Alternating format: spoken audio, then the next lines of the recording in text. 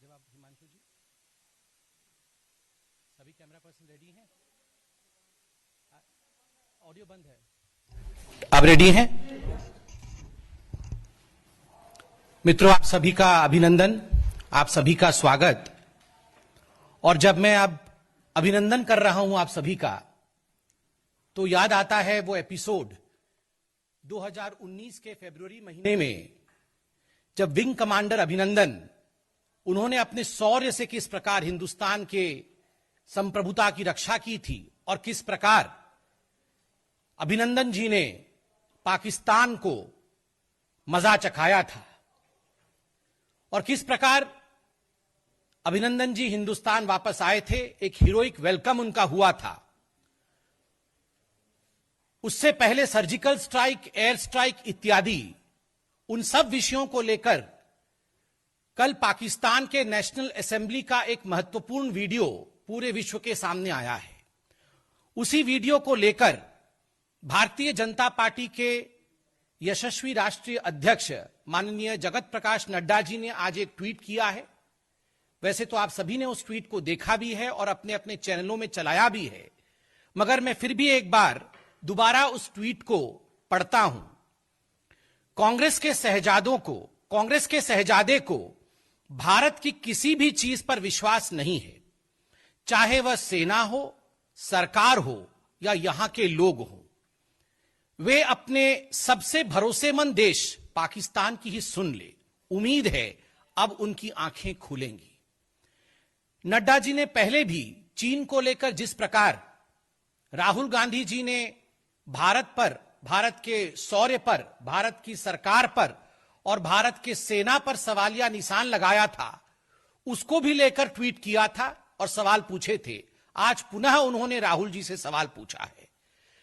मित्रों, आपने देखा है कल सरदार अयाज सादिक, जो कि पाकिस्तान के लीडर ऑफ ऑपोजिशन है, पाकिस्तान मुस्लिम लीग एन के लीडर हैं, और नेशनल असेंबली में भाषण देते हुए, कोई साधारण प्लेटफॉर्म नहीं था, पाकिस्तान का सबसे हाईएस्ट प्लेटफॉर्म था नेशनल असेंबली में, भाषण देते हुए जो शब्द उन्होंने कहे हैं वो पूरे विश्व के लिए एक संदेश भेजता है, पूरे विश्व के लिए एक मैसेज है। वो कहते हैं कि जब पार्लियामेंट्री कमेटी की मीटिंग हुई फरवरी 2019 में अभिनंदन जी के रिहाई को लेकर, उस मीटिंग में इमरान खान जी डर के आए ही नहीं, पाकिस्तान के राष्ट्राध्यक्ष डर के उस मीटिंग में नहीं आए, और जो चीफ ऑफ आर्मी स्टाफ हैं, जो उनके आर्मी, पाकिस्तान के चीफ ऑफ आर्मी स्टाफ है कमर बाजवा, उनके पांव कांप रहे थे और उनके माथे पर पसीने थे। पांव कांप रहे थे और माथे पर पसीने थे। यह हालत पाकिस्तान की आर्मी का है, यह हालत पाकिस्तान के चीफ ऑफ आर्मी स्टाफ का है। हिंदुस्तान के नाम से पैर कांपना और सर पर पसीने आ जाना। और तो और उसी मीटिंग में अयाज सादिक कहते हैं कि हमें शाह महमूद कुरैशी, जो फॉरेन मिनिस्टर हैं, जो विदेश मंत्री हैं, उन्होंने डर के हमें इंफॉर्म किया कि जल्दी से अभिनंदन जी को रिहा कर दो, खुदा का वास्ता है, मैं कोट कर रहा हूं, खुदा का वास्ता है, अब इन्हें जाने दो, क्योंकि 9 बजे हिंदुस्तान अटैक करने वाला है। खुदा का वास्ता है, क्योंकि 9 बजे हिंदुस्तान अटैक करने वाला है। आप देखिए मोदी जी के नेतृत्व में किस प्रकार हिंदुस्तान के सेना की, भारत के शौर्य का किस प्रकार वहां पाकिस्तान में खौफ है, डर है। आज 2-3 विषय उठते हैं। पहला विषय उठता है कि हिंदुस्तान की आम जनता को, हिंदुस्तान के निवासियों को कभी शक नहीं था कि India is the best. As far as Indian army is concern, we are the bravest army in the world. As far as Indian leadership is concern, as far as Modi ji as our prime minister is concern, we have clarity and we have decisiveness. Modi ji के अंदर एक clarity है, एक vision है, दूरदर्शिता है, और भारत को आगे कैसे बढ़ाना है, आतंकवाद को कैसे रोकना है, पाकिस्तान से कैसे निपटना है, विस्तारवादी शक्तियों से किस प्रकार से पेश आना है, इन सब विषयों को लेकर मोदी जी में एक क्लैरिटी है, एक दूरदर्शिता है। वहीं भारत में दुख का विषय है कि एक ऐसा विपक्ष है और एक ऐसा नेता है जिसे आदरणीय नड्डा जी ने शहजादे के नाम से पुकारा है। एक ऐसा शहजादा है जो कभी कभी हिंदुस्तान का शहजादा कम और पाकिस्तान का शहजादा ज्यादा नजर आता है। और मैं ये मजाक में नहीं कह रहा, वो पाकिस्तान का शहजादा ज्यादा क्यों नजर आता है उसके पीछे भी तथ्य हैं। सर्जिकल स्ट्राइक हिंदुस्तान करता है, पाकिस्तान के छक्के छूट जाते हैं और शहजादा जो है वो सवालिया निशान हिंदुस्तान की आर्मी के ऊपर, हिंदुस्तान के आर्मी के प्रेस कॉन्फ्रेंस के ऊपर लगाता है। और जो फ्रेज शहजादा इस्तेमाल करता है वो फ्रेज, वो मुहावरा है, खून की दलाली। मतलब सर्जिकल स्ट्राइक खून की दलाली थी, शर्मनाक है। एयर स्ट्राइक होता है, एयर स्ट्राइक के बाद शहजादे कहते हैं कुछ नहीं हुआ है, मोदी जी ने कुछ नहीं किया है। सेना के ऊपर शहजादे के लोग इस प्रकार की टिप्पणी करते हैं सेना के अध्यक्ष के ऊपर कि ये सड़क के गुंडे हैं। एक तरफ हमारे सेना के अध्यक्ष को देखिए, हमारे सीडीएस को देखिए, उनके शौर्य को देखिए। उन्होंने बार बार कहा है कि हिंदुस्तान हर फ्रंट में जवाब देने के लिए तैयार है और हमेशा हम मुंह तोड़ जवाब दे सकते हैं, और दिया भी है। और दूसरी तरफ उनके chief of army staff, Pakistan के चीफ ऑफ आर्मी स्टाफ को देखिए, पैर कांप रहे हैं, पसीने छूट रहे हैं। और राहुल जी, आप पैर कांपने वालों के साथ क्यों हैं? पसीने छूटने वालों के साथ क्यों हैं? आप उनके साथ क्यों नहीं हैं जिनके पांव जमे हुए हैं, जिनका पसीना निकलता नहीं, जो पसीना छुटवाते हैं? आप वैसे हिंदुस्तान की आर्मी के साथ क्यों नहीं है? मणिशंकर अय्यर को भेजा था, इस शहजादे ने मणिशंकर अय्यर को भेजा था पाकिस्तान ने। पाकिस्तान में जाकर मणिशंकर अय्यर ने कहा था अब तो मोदी की सरकार को गिराना होगा। आज मैं शहजादे से कहता हूं, आज नड्डा जी ने शहजादे से पूछा है, अब तो आपकी आंखें खुली होंगी शहजादे, अब देख लीजिए वो क्या हमारी सरकार गिराएंगे। वो तो खुद गिरे पड़े हैं, वो तो खुद गिरे पड़े हैं, वो कैसे गिराएंगे? सलमान खुर्शीद शहजादे के राइट हैंड है, गांधी परिवार के खास मित्र हैं। सलमान खुर्शीद जाके पाकिस्तान में शहजादे के इशारे पर कह रहे थे कि देखिए इंडिया तो पीस नहीं चाहती, मोदी जी पीस नहीं चाहते हैं, मगर पाकिस्तान वांट्स पीस। इसलिए मैं कह रहा था कि जब मैं कहता हूं कभी कभी ऐसा लगता है, प्रतीत होता है कि यह शहजादा हमारा नहीं, यह शहजादा कांग्रेस का नहीं, कभी कभी यह पाकिस्तानी शहजादा लगता है। इसके पीछे कारण है और शशि थरूर को भूला नहीं जा सकता है। अभी चंद दिनों पहले बिहार के चुनाव आरंभ हुए तो रैली संबोधित कर रहे थे शशि थरूर जी, वर्चुअल रैली लाहौर में रैली संबोधित करते हुए, वहां पर भाषण देते हुए भारत को लेकर कंप्लेंट कर रहे थे और कह रहे थे भारत अपने मुसलमान भाइयों के साथ अत्याचार करता है, भारत कोविड को मैनेज नहीं कर पाया, भारत अपने उत्तर पूर्वी नॉर्थ ईस्ट बंधुओं के साथ अत्याचार कर रहा है, उनके साथ डिस्क्रिमिनेशन कर रहा है। पाकिस्तान में कंप्लेंट कर रहे थे। शशि थरूर जी, आप तो वो व्यक्ति हैं जो हमें हिंदू पाकिस्तान, हिंदू तालिबान और इत्यादि कहते हुए पाकिस्तान से कंपेयर करते हो। आप देख रहे हैं जिस पर आपके शहजादे का सबसे अधिक भरोसा था, इमरान खान, कमर बाजवा, शाह महमूद कुरैशी, वो सब थरथरा रहे हैं, पसीने निकल रहे हैं, पांव जमीन पर टिक नहीं पा रहे हैं। और बंधुगण, नवजोत सिंह सिद्धू को कैसे भूल जाएं? हमने कहा था मत जाओ मत जाओ मत जाओ, फिर भी जबरन गए थे और कह रहे थे बाजवा जी से गले मिलके, जीवे जीवे मेरा यार बाजवा, मेरा प्यार बाजवा, मेरा सब कुछ बाजवा।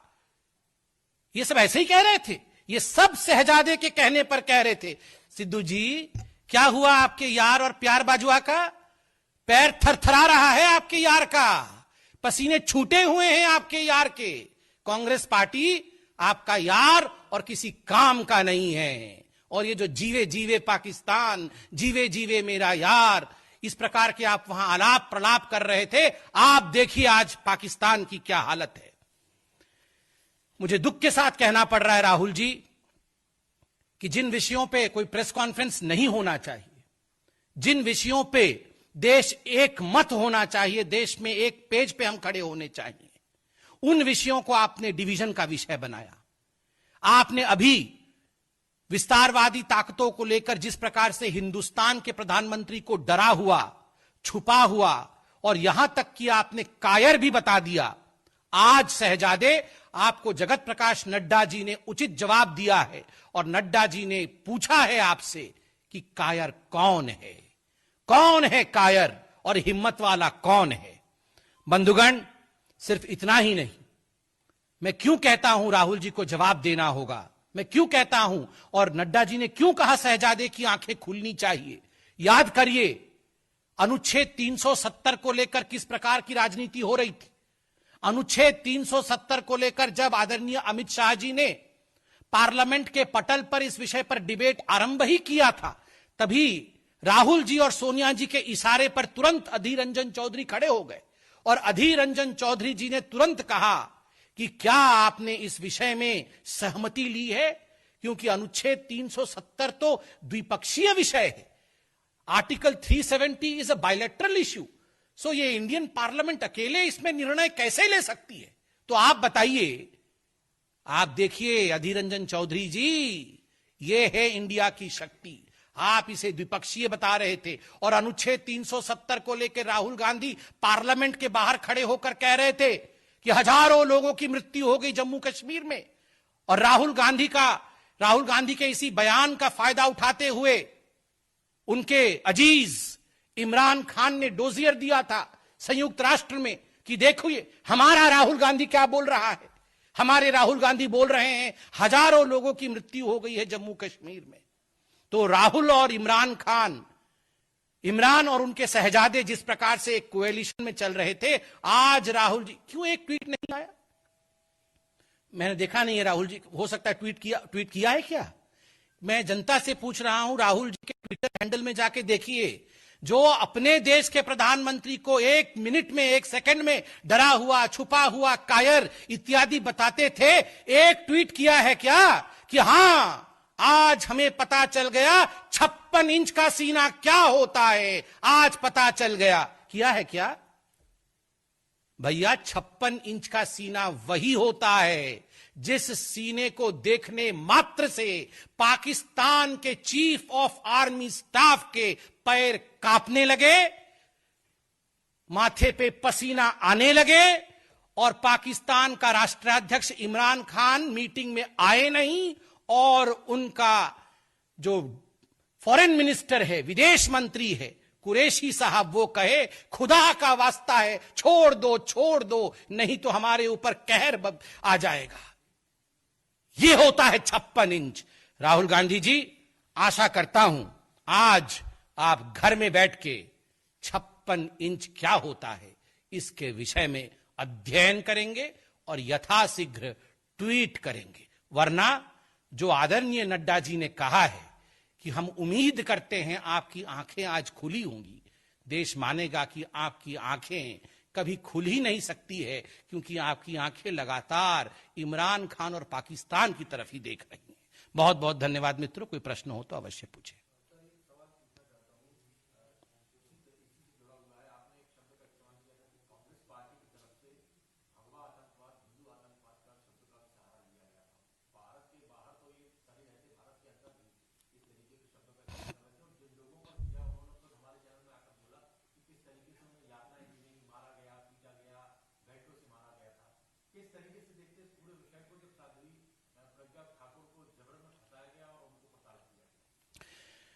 देखिए, जहां तक हिंदुओं के ऊपर अत्याचार और हिंदुओं का विरोध करने का विषय है, इसमें कोई दो मत नहीं है कि कांग्रेस पार्टी ने 70 वर्षों में जिस प्रकार सेक्युलरिज्म के पीछे छुपते हुए तुष्टीकरण की राजनीति को आगे बढ़ाया है, उसी का नतीजा आज कांग्रेस पार्टी भुगत रही है।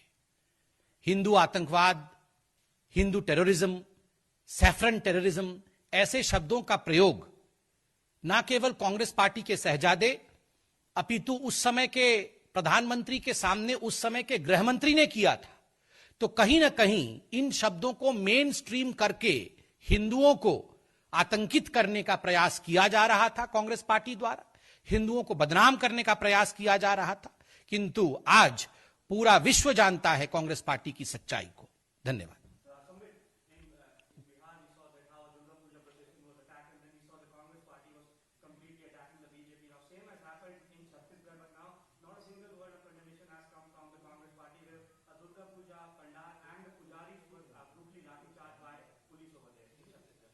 See, as far as Congress party is concerned, selectivism is the key word. The Congress party will not speak about despicable law and order situation in the states in which they govern. They would not speak about Rajasthan. They would not speak about Chhattisgarh. They would not speak about Punjab. But in fact, they would carry out all kind of photo opportunity in other states in which we have other governments so that they can malign other governments. Ironically, it is this selectivism which has taken down the Congress party. And of course, as far as attack on Durga Puja in Chhattisgarh is concerned, it is quite condemning. We condemn the incident and an investigation should be put into it.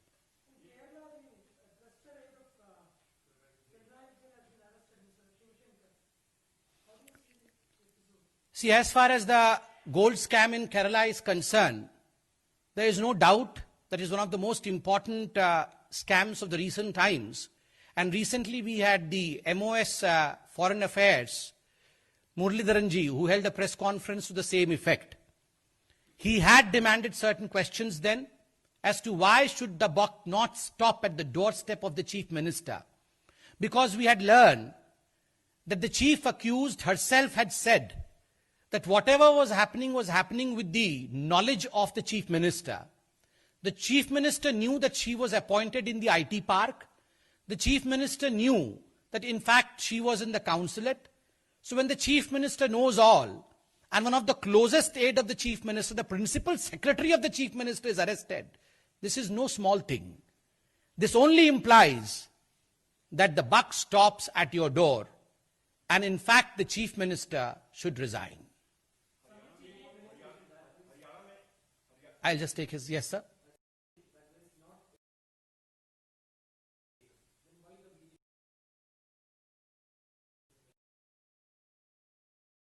Never says that I am the one who has committed the crime. Investigation is on, NIA is looking after it. It is not just gold scam. Money funding terrorism, etc. is also linked with it. That's what the NIA has said. It has serious ramifications and we have to wait for the report. But since the principal secretary is also arrested now, it's not a small affair anymore.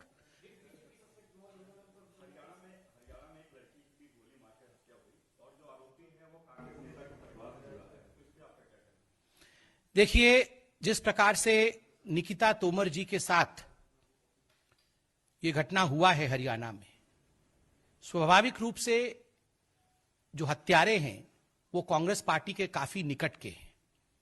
उनके चाचा, उनके भाई इत्यादि सभी Congress party में हैं। तो ये सवाल कांग्रेस पार्टी से ही उठता है कि वो अपने विधायक को सस्पेंड क्यों नहीं करते। जो अभी सिलेक्टिविज्म की हम बात कर रहे थे, वो विषय बहुत महत्वपूर्ण है। बहुत बहुत धन्यवाद बंधुओं।